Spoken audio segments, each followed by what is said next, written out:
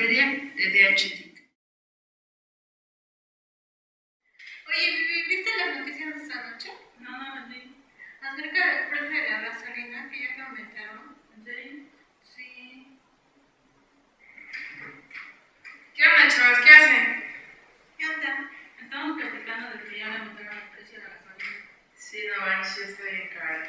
Mi mamá está bien preocupada por eso. Ya ni sabe qué hacer. Si vender su coche o no. No, estoy parado. ¿Crees que lo verdad? Pues así como la veo, sí. Pero ya saben que existen los biocombustibles. ¿Y qué es eso? Los biocombustibles son recursos energéticos que son producidos a partir de materia recientemente por seres vivos. Por ejemplo, la caña de azúcar. Entonces, yo me puedo comer un elote y echarle al tanque de gasolina. No precisamente, llevaría un proceso. Y el proceso es el siguiente. ¿Sabes cómo se produce el biodiesel?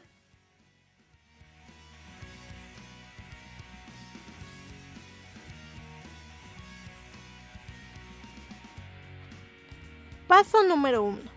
Obtener la materia prima, aceites vegetales, grasas animales y residuos o desechos industriales alimenticios. Paso número 2. El aceite pasa por un filtro para eliminar los residuos e impurezas de la materia prima. Paso número 3. El aceite entra al precalentador para alcanzar una temperatura de 60 a 65 grados centígrados.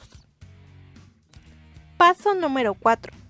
En un reactor individual se mezcla el metanol y la sosa para que de esta manera se obtenga el metóxido y pasa al reactor. Paso número 4.5. El aceite entra al reactor para ser mezclado con el metóxido. Paso número 5. Se obtiene el biodiesel y la glicerina. Evaporamos metanol en exceso.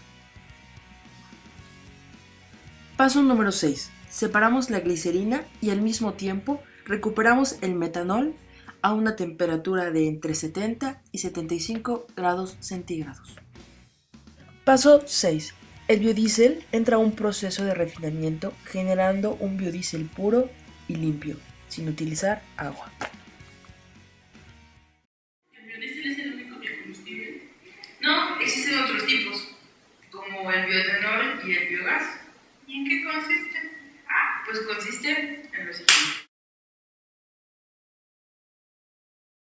Los norteamericanos pueden consumir grandes cantidades de palomitas de maíz, unos 238 litros por familia por año, pero también utilizan mucho combustible. De hecho, unos 643.000 millones de litros cada año. ¿Pero sabían que unos 26.000 millones de esos litros no provienen del interior de la Tierra? De hecho, provienen de esto: el maíz. La planta de Vera Sun en la ciudad de Charles, Iowa, es una parte fundamental de esta ecuación. Convertir los granos duros de maíz en combustible transparente e inflamable es un trabajo arduo. En primer lugar, se necesita mucho maíz. Hoy recibiremos unos 320 cargamentos, algo más de 10 millones y medio de litros. Luego trituran, tamizan y vierten el maíz en tanques de 3 millones y medio de litros.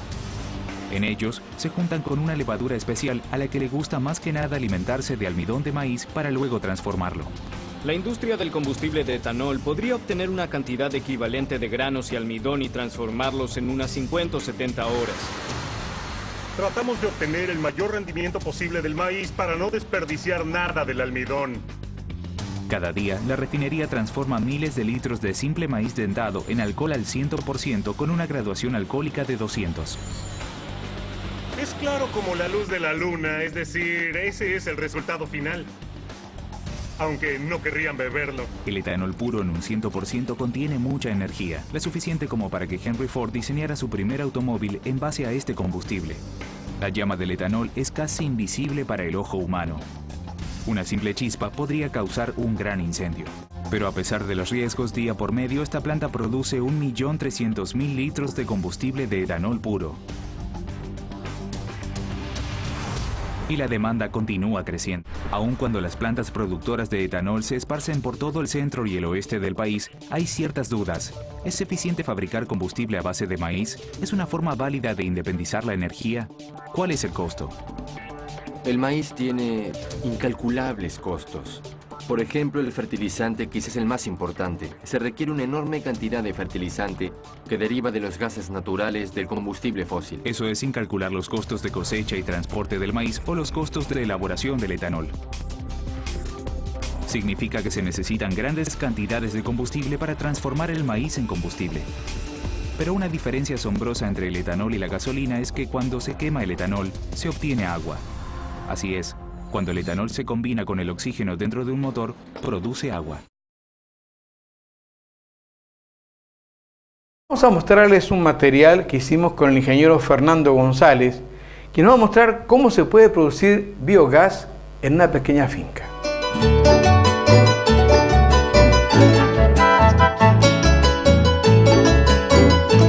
Es básicamente un recipiente, esencialmente es un recipiente en donde la materia orgánica sufre una descomposición anaeróbica, es decir, sin presencia de oxígeno. Estas condiciones de anaerobia permiten que varios grupos de bacterias se desarrollen y produzcan lo que se conoce como biogás. El biogás es una mezcla de diferentes gases. Uno de ellos es el gas metano, que es es el combustible, es la parte combustible de ese biogás. El biodigestor anaeróbico que estamos utilizando acá, existen varios modelos. El que estamos utilizando acá es el biodigestor tubular de polietileno. ¿Cuáles son las características que presenta el equipo? Tiene una capacidad de 2.500 litros efectivo para el procesamiento de la materia orgánica y alrededor de 960 litros para el almacenamiento del biogás. Cuenta con una entrada donde se carga la materia orgánica. En este caso nosotros estamos procesando exclusivamente estiércol de cerdo por ser uno de los residuos en la granja que es más difícil de tratar.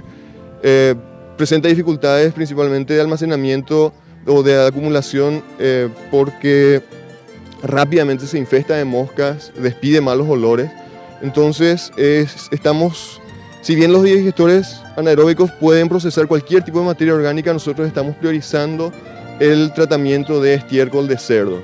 ¿Qué cantidad de biogás puede ser almacenada por el biodigestor? La cantidad de gas que normalmente se puede almacenar en este biodigestor es de alrededor de 960 litros por día, y eso en el uso de una hornalla de cocina para una familia normal alcanza alrededor de 6 horas de uso diario.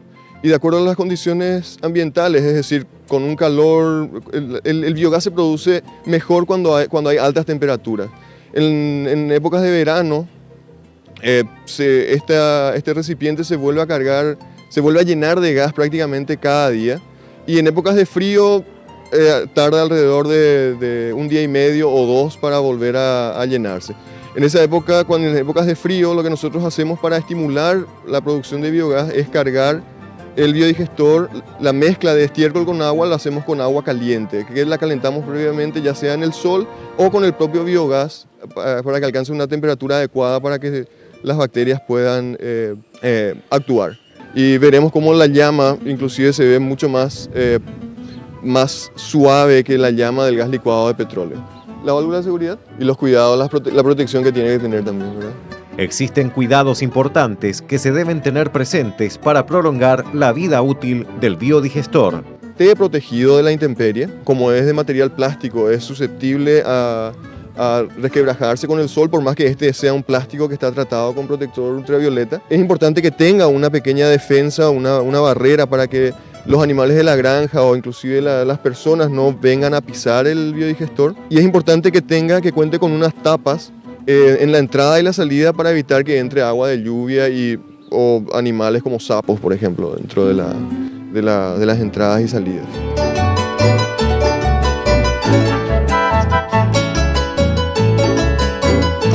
Órale, qué padre.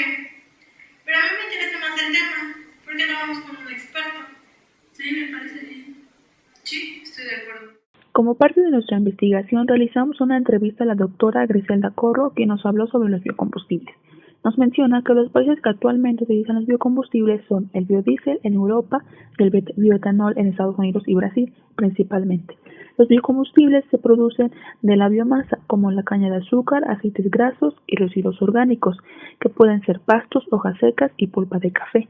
Los biocombustibles no generan dióxido de carbono, por lo cual se consideran una buena alternativa a los combustibles fósiles, ya que reducirían hasta un 70% de las emisiones de efecto invernadero. Ahora, si se emplearan los biocombustibles, se le tendrían que hacer cambios a los motores de los autos, porque los motores que actualmente usamos no funcionarían igual para el biodiesel o bioetanol. Una de las desventajas de los biocombustibles es que la velocidad de los automóviles disminuiría. Otra desventaja es que al ser los biocombustibles fabricados a base de alimentos, el precio de los alimentos aumentaría al haber más demanda de ellos, lo cual afectaría a las personas de bajos recursos. Uno de los factores que atrasan la producción de los biocombustibles es la falta de materia prima y no tener el equipo para su realización.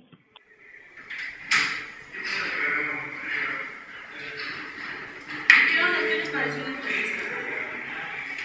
Pues mira que me quedó mucho más claro de qué son los biocombustibles. Estuvo muy padre, la verdad. Sí, la verdad es que sí. Aparte, siento que la información que nos dieron los expertos nos quedó más claro que la que encontramos en la red, ¿no? Bueno, los biocombustibles, después de hacer este video, creo que sí son una fuente muy importante para nosotros, ya que, ¿cómo decirlo? Sí ayudan al ambiente y me quedó mucho más claro cómo son producidos y cómo llegan hasta los automóviles. Y la verdad me agradó mucho porque los doctores también nos aportaron mucha información de la cual a lo mejor y ciertas cosas no sabíamos.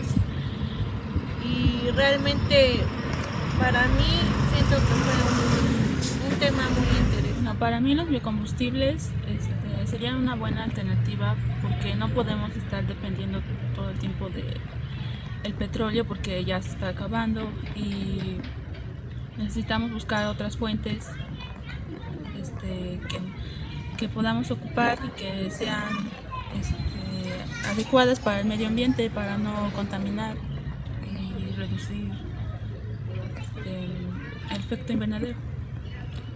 Pues para finalizar este video, para nosotros los biocombustibles han sido importantes porque creemos que a nivel ecologista va a reducir grandes emisiones de CO2 y que además va a colaborar a aumentar en el sector de la agricultura. Y pues este video también nos ayudó a ver cómo se hace todo el proceso de los mayores biocombustibles. Los combustibles son un futuro.